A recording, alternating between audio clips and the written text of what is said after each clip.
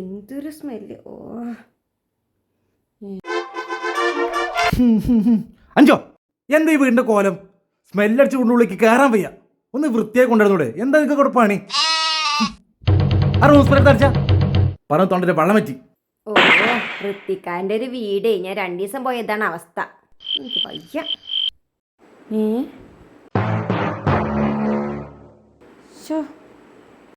എങ്ങനെ സ്മെല്ലിലാക്കുക? ഇത് കണ്ട വലിച്ചു വായിട്ടിട്ട് ഒന്നെങ്കിൽ എടുത്ത് ട്രെയിൽ കൊണ്ടിടുക, അല്ലെങ്കിൽ എടുത്ത് വാഷിംഗ് മെഷീൻ കൊണ്ടിടുക. ഇതൊന്നും ചെയ്യൂല. അയ്യേ എന്തൊരു കഷ്ടാണിത്.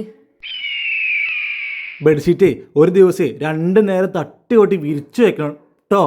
അങ്ങനെയാണ് വൃത്തിയുള്ള പെൺകുട്ടികൾ. ആ ശരി ട്ടോ.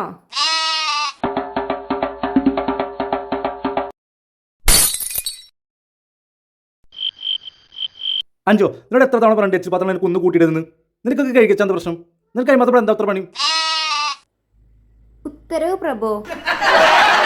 ഇനിയിപ്പോ ഇതിന്റെ അവസ്ഥ എന്താന്നാവോ. എന്താത്? എന്തേ ഒന്നും പറയാനില്ലേ? ഉണ്ട്. ഫ്രിഡ്ജ് എപ്പോഴും ക്ലീൻ ആയി കൊണ്ടു നടക്കണം. നമ്മൾ കഴിക്കുന്ന സാധനങ്ങൾ വെക്കുന്ന സ്ഥലമാണിത്. ബാക്ടീരിയ വന്ന അസുഖം വിട്ടുമാറില്ല കേട്ടോ. എന്റെ പൊന്നോ നമിച്ചു. നന്നായി വെക്കും.